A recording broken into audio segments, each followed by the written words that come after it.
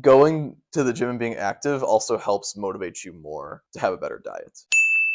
I'm Keaton and I live in Chicago. I think the word healthy means containing the nutrients that your body needs. For example, protein is one thing that like your body wants to have. Most fruits and vegetables, especially vegetables, I know have things in them, chemicals that have many health benefits for your body, especially in terms of like disease prevention. It just lowers your risk for a lot of bad things to have certain nutrients. And food that I would consider healthy is food that has those nutrients in high numbers. Broccoli, avocado, kiwis are a good one. Kale, like most vegetables are up there. Things I would Google and they would say this food has lots of nutrients. I feel like fruits, a lot of them don't have quite as many of the same nutrients as some of the vegetables do. And they also have like some sugars that like maybe are bad in like big numbers. The other thing is things that like aren't healthy is stuff that just doesn't have those nutrients. So like even like bread, even though you love bread, it's like it's not really doing much for you nutritionally. It's sort of just like calories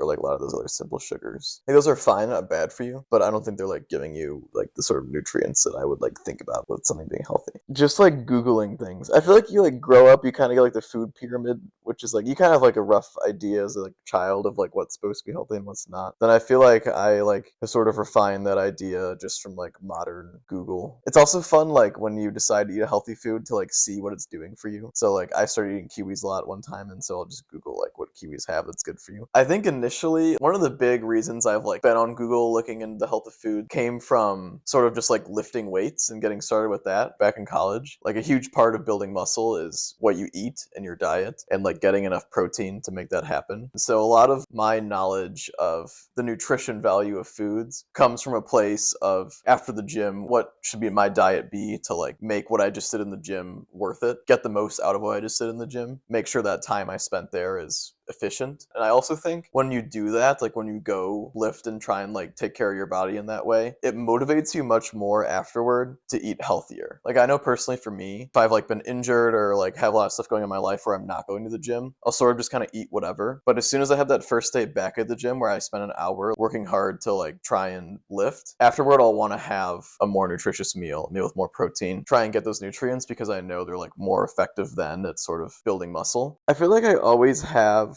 health in mind when like selecting what I want to eat. I think I strike a balance across different days in my life. Let's say I'm on a vacation or like I randomly am at dinner a lot, even just like bar food, burgers, or like random stuff that like might be fried or is less nutritious. Like if I've been on a streak of eating dinners or meals that are like that, then I'll have a growing desire just to get something healthy. It will be my focus to like make a meal have a very nutritious thing as like the main idea behind it.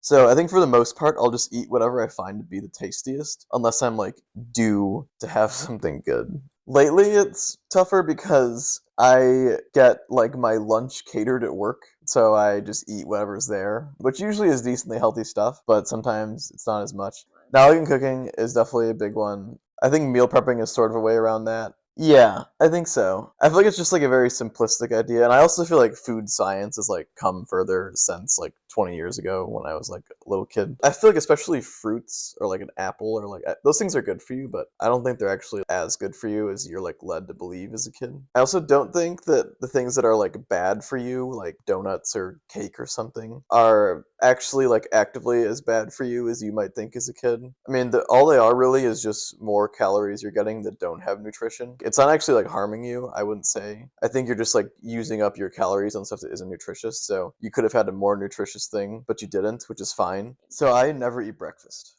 I just wake up in the morning. I'm not hungry at all when I wake up, and I don't get hungry until like lunchtime. Sometimes I'll have a coffee. If I'm like on a trip somewhere and there's a coffee shop, I'll always like try and get one. And also drinking coffee sort of suppresses my appetite. If I like go out to breakfast, like I'll go to like a diner or something if like people want to go out to breakfast. And in that case, I'll usually just get like the omelet. I did a breakfast as a kid. I would always have ice cream or waffles, chocolate chip waffles. Usually something sweet like that, but just before like elementary and middle and even high school, I think. I don't think it's that crazy. I mean, people eat waffles for breakfast. That's like a breakfast food, technically, I guess. Ice cream is no different, really. I mean, those foods are just the sort of the sugary, less nutritious foods I was talking about earlier, but I don't think they're bad for you. I just think they don't have nutrition, which is fine. It's not hurting you. What you have to do if like you really want to like make yourself eat healthier, find whatever ways you can to make it both easy to do and enjoyable. Because if it's like a hassle or like takes effort to do something that even though you know is good for you, you're never going to make a habit of it. One way that's worked for me in the past is like meal prepping. Cooking, like I've never been like a huge fan of cooking, just takes too much time for what I would like. But if I can make 10 meals at once through one cooking session, there's like a long extended payoff for it.